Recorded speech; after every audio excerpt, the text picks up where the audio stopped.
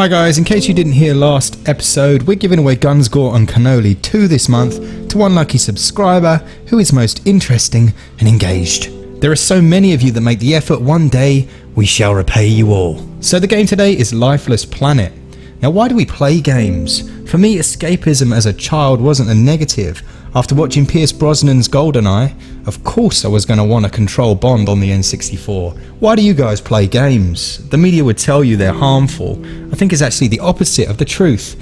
I've always enjoyed the idea of space travel, so a third-person action-adventure game set millions of miles from Earth with no oxygen on an unknown planet got me instantly interested. So does it reach the stars, or should we just let the oxygen run out on this one? Let's find out.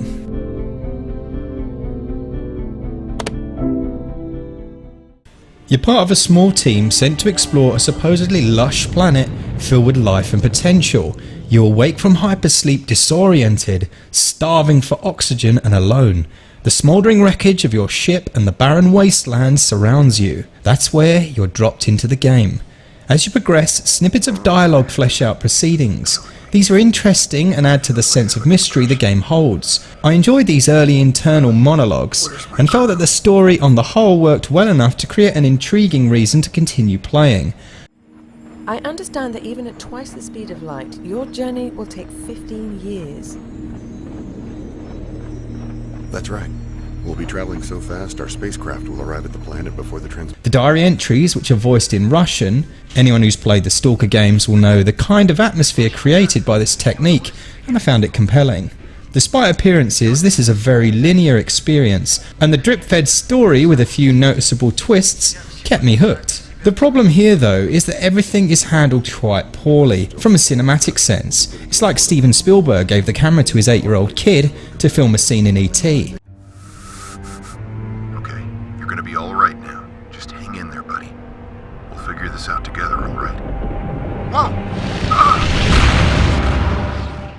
Bodies just suddenly disappear in the most janky way, and the characters barely react. It's a shame because it could so easily have been great. Story still is enjoyable enough, it's just a little dated, and scores 14 out of 20. Now I'm not going to pretend we're not all starving for more 3D third-person games on Switch. As a PC gamer, I'm used to playing some beautiful games, and the visuals on the eShop caught my attention immediately. It's a mixed bag, the textures are muddy in some areas, and the character models are very basic. Graphics have very little bearing on the gameplay for the most part, frame rate being a big exception. The game runs smoothly and it seems to fluctuate somewhere between 30 and 60 frames per second with some minor dips. While not a stunner, there is a great sense of scale, of you as a tiny little being within a vast, unknown planet. I have to say I was really impressed by the reflective surface of your visor. It's the first game I've ever seen to have a real-time reflection accurately represented in this way. I know it's really nerdy, but it did look kinda cool. The game does have some seriously dark areas, but there's an option to brighten these if you need it. It just gets a little irritating having to switch back and forward between these modes. Visuals overall score 13 out of 20.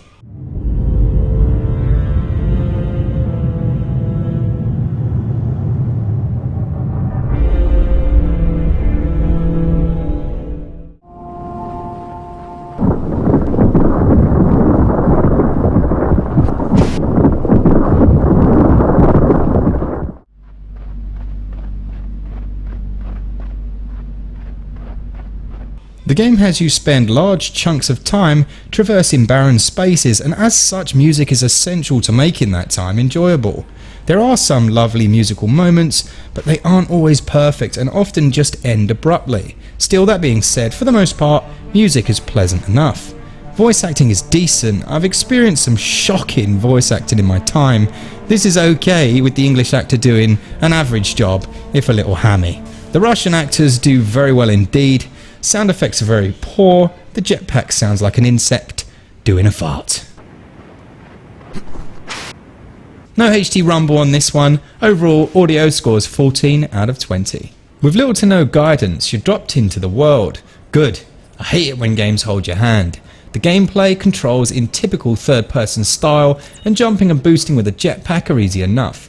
There are no maps as such, which seems strange given the fact you're sometimes directed towards a location such as the South Laboratory. This confusion diminished when you realise, contrary to appearances, the game is actually steering you subtly down a quite linear path. Minor puzzle elements are present, such as pushing boulders to jump onto higher platforms or using the initially limited jetpack to traverse small jumps. You can upgrade these later to eventually boost across vast chasms, and it was in these moments the game felt most enjoyable and free. There is a good sense of place here, despite less than stellar, pun intended, visual presentation. The majority of the puzzles are environmental platform-based affairs, but later you gain access to some new tools and puzzle variety. It's just all so easy as to be detrimental to gameplay.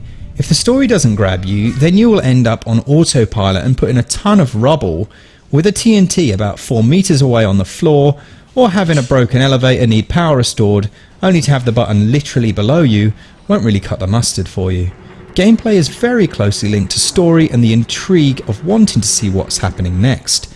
If you're gripped by that concept, then the more lackluster elements can be forgiven. If you aren't, then this isn't going to be one for you at all.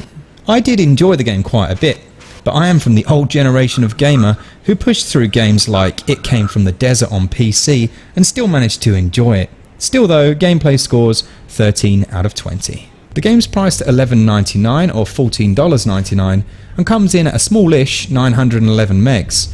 I think they slightly missed the price point for this one. The game is around 3 to 5 hours in length, and that's including everything you can see in the game.